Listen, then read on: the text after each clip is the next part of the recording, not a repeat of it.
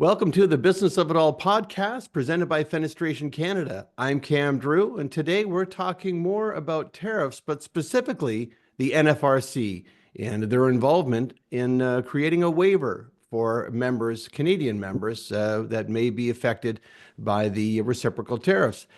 Today, our guests are Steve Urich from NFRC, the National Fenestration Rating Council, and also Adrian Edge, the Director of Codes and Regulatory Affairs, Fenestration Canada, and also Terry Adamson, the Technical Director of Fenestration Canada. Good morning to you all. And Steve, we'll start with you. The NFRC has been proactive in creating a waiver program. Can you tell us a little bit more about this? Sure. And thank you for having me here. It's a pleasure to be here. So NFRC does have a waiver process that we put in place actually many years ago that allows a manufacturer to substitute components of equivalent or better performance for other components up until they can get their new components fully simulated and added into the product line. So in this case, for the reciprocal tariffs that may be applied in Canada on flat glass from the United States, we can allow for the Canadian manufacturers to prove the equal or better performance of glass from another country, another supplier, and use that glass temporarily or use the ratings for the glass they already have simulated temporarily until they can get the ratings with the new glass put into their product lines. So that waiver process allows for the waiver to be up to 1 year from the time it's granted. So when they apply and it's granted, they would get a year to be able to update their simulations. And normally we do charge a fee for that, but in this case, we are waiving the fee for the Canadian manufacturers just to make it a little bit easier on them during this interesting time, we'll call it. And is this specific only to current members, or if somebody moves over to NFRC, then they will have to, of course, begin, or what's the program there? Well, for somebody that's moving to NFRC, they would have to have the simulations done prior to the move. So we would expect them at that point to have the simulations done with the glass that they are intending to use. If in some cases, maybe they were NFRC participants, they left and now they want to come back, if their products are still able to be certified from previously, so their expiration date hasn't passed, and they meet all those requirements that they could have those same simulations and tests used from previous times, then we would extend the waiver process to them as well. And does any change have to happen to their labels if they're changing up suppliers? Not immediately, no. That's the best part of the waiver process, probably from the manufacturer standpoint, is that they can continue to use the same labels that they've been using. Once the new glass is simulated, they would have to switch to those new CPD numbers and the rating and the new ratings if they do change once that simulation is done. Okay, great. I'll throw things over to Adrian Edge. Adrian, I'm sure you've got some questions regarding codes and regulatory affairs for Steve. Yeah. So, and admittedly, I probably wanted to see us do this so that we could lean in a little bit on kind of the technical process. And I think you're already starting down that path. So, as far as modeling, what are some of the more common components you've been seeing go through this waiver process? Most of the time, honestly, it is glass. There are cases where a frame change is being made that maybe on a vinyl window they've added an interior wall or something like that. And if the manufacturer can prove that change makes the product have a lower U factor, which is considered to be better, we allow that change to happen until the simulation can be updated. So that's something typical. Spacer change is another one that's pretty typical, from one spacer typically to a better spacer. And then the glass changes are probably the most common ones. So for our members that have not gone through this process and are maybe unfamiliar with going through additional modeling for glass or additional modeling for components, Mhm. could you provide a little bit of feedback on what kind of tools you'd recommend them kind of look at and be prepared to use when it comes to doing some of this modeling in the background? I know NFRC does not do modeling, so I just want to Right. make sure that's a nice clean line so our Yeah. members understand that. But you've had enough experience in that field. I imagine you could give some advice to that. Yes. So the software that we use for our simulations and ratings is Window and Therm from LBNL, the Lawrence Berkeley. Couldn't get Livermore out of my head. Lawrence Berkeley National Lab, which is out in California. So those are the software tools that we use when we are looking at a waiver process and a change to the ratings. We have limits set on the overall product ratings that you're allowed to have changes to. So for instance, for U factor, I've already said that a lower U factor is considered to be better. So any change that lowers your U factor is pretty much fine. We do have an upper limit on how much it can change if it goes higher, and that in IP units, and sorry, I didn't prep the conversion for anybody, but in IP units, it's a 0.005 that it's allowed to be worse. We set that limit so that we're not rounding differently from that third decimal place to the second decimal place on the rating in most cases. For solar heat gain, which is another rating that's directly affected by the glass, we do have a limit of plus or minus 0.04 on the whole product rating. So again, it's allowed to change, but we do have that limit on it.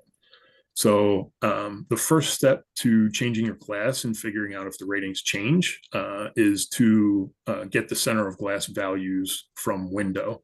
So if you have your current center of glass values and you have the glass that you want to change to, you can build your IG unit in Window with the 2 pieces of glass or 3 pieces of glass, the gap width, the gas fill that you may be using, and compare the center of glass values for both U factor and solar heat gain.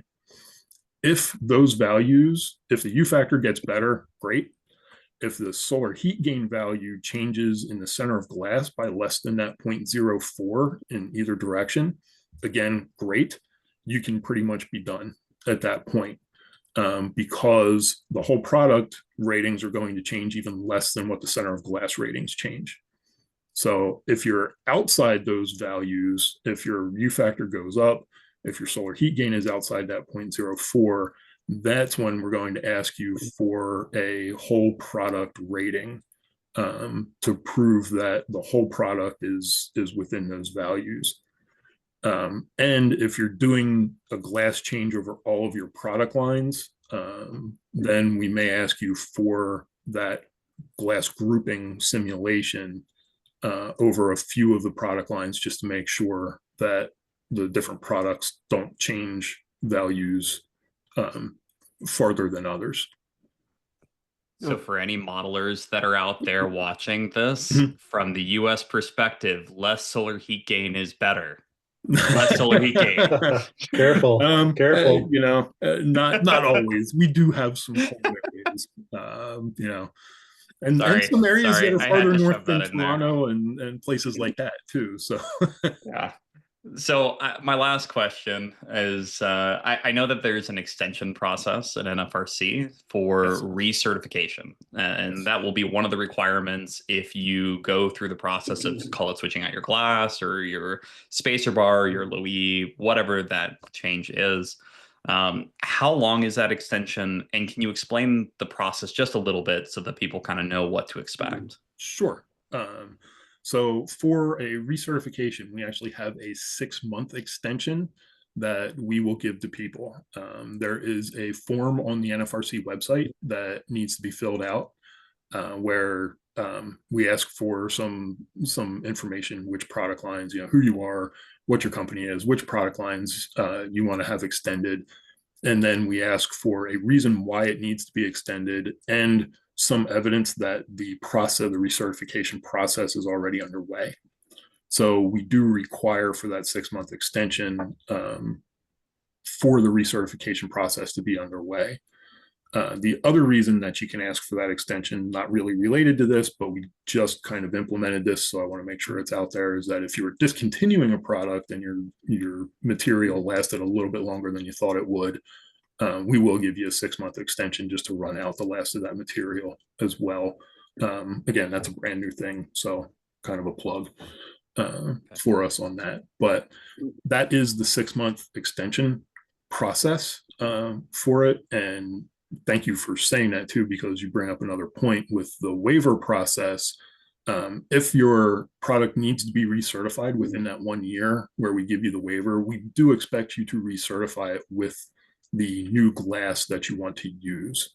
So when you get that waiver, we will say it's good for a year or until the product gets recertified.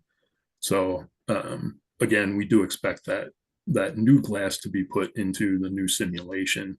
And both sets of glass from different suppliers can be in your product line. You just need to pick the right product and label it correctly for the glass that you're using. Okay, excellent. Well, that clears my questions. Thanks, Steve. Sure. Thank you, Steve. Terry, anything that we haven't covered yet? A couple of things. You just answered the one just now that I was thinking about, but another one, you talked a little bit about labeling. So yes. I'm a manufacturer and I have swapped in a new low E, for example, during this waiver period. Do I need to change the description on my label to reflect that new low E? Or am I using, the CPD that is the closest one to that low E and leave my labeling referencing the old quote unquote low E? Technically, yes, you can leave your label as it is. We do have some generic requirements for what goes on the temporary label. And the presence of a low E is supposed to be put on that label. So if you have a low E coating, that's one of the things you can say. We do allow for the specific low E coating to be called out on the label. So that's where it gets a little bit trickier. Because if you're calling out a low E from one manufacturer and you're actually using a low E from another manufacturer, you may want to think about that. But again, because you're using the original CPD number and you have that waiver to use that number on this new glass, you don't have to change the description on your label because that description matches what's in the CPD. Right. Okay. Because the hope, obviously, with many manufacturers is going to be that this is temporary, right? So don't want to be changing a whole bunch of labeling if you don't have to. So you kind of described all of it, but I want to take us through a scenario. So I'm manufacturer A, and I'm buying my IGs from supplier B and bringing them in. And now I want to go to supplier C that carries a different low E where the performance, we believe it's close enough, right? So yes, they need to. So what do they need to do to get through this process? Do they have? Well, I'm going to let you take us through it. So they've got a new low E in a new IG that they're getting from a different supplier. Yes. What's the process for them to use that now? So again, on the waiver, what the manufacturer would do, we have a page on our website. And we've actually sent out a bulletin to all of our Canadian participants. We've sent it to Fenestration Canada as well. So anybody that didn't get it, you guys feel free to pass that along to anybody that asks for it, even non-participants if they wanted to see it. That's fine. So there is a form on our website that's linked in that bulletin. So that's where they would go to fill out the request. Now, part of that request is also uploading that evidence that the performance is equivalent or better. And the IG supplier should be able to provide that to them, right? That goes back to that center of glass calculation.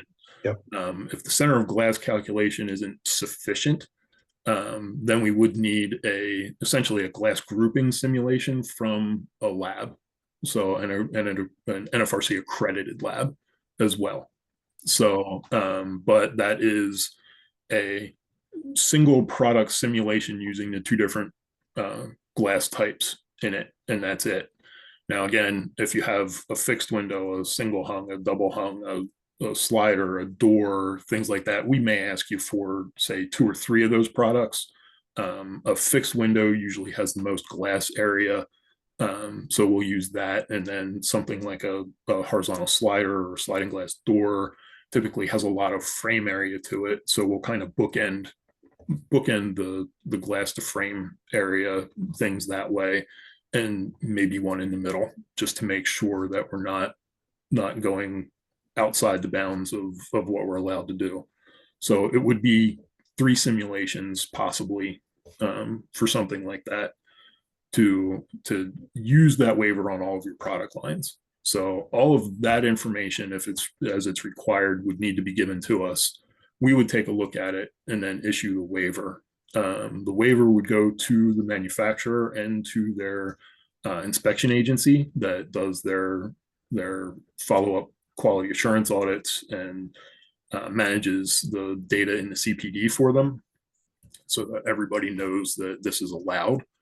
And then from there on out, they could use those same labels, but purchase the glass from that second supplier and put that glass into the products. So assuming that the center of glass and the solar heat gain numbers from the IG supplier are within the tolerances, what's the timeline to get that approved? Is it a simple back and forth couple of forms signed off and you're good to go? Yeah. It's typically under a week if all the information is there. Right. And if they're not quite within the variance, now you get into modeling and right, it could be and that's lab dependent. Yeah. Yes. Okay. Yep. Okay, great. Okay, great. Excellent. That helps. That's good for me. Thanks, Ken. Thank you very much, Terry. Stephen Urich, the Chief Program Officer, is our guest this morning on the Business of It All podcast. Adrian, anything that we haven't covered so far? Not on this topic, Steve. I guess I just want to say on behalf of our members, thank you very much, and NFRC, for doing this. It is, I think, one of the brighter points in this whole trade war conversation is to see, U.S. companies and U.S. associations, the kind of support we've seen for Canada has been heartwarming. Is kind of the best way for me to say that. I echo Adrian's comments. A really great thing that you guys are doing to try and support Canadians that are wrestling with some of these challenges. So we really appreciate it, Steve. Sure, no problem. NFRC's primary concern is the consumer, but doing this helps the consumer by helping out the Canadian manufacturers that are going through a tough time right now. Well, thank you to our guests this morning, Chief Program Officer Steve Urich from NFRC, Terry Adamson, Technical Director from Fenestration Canada, and Adrian Edge, the Director of Codes and Regulatory Affairs, also from Fenestration Canada. I'm Cam Drew, and this has been the Business of It All podcast. Thank you for watching.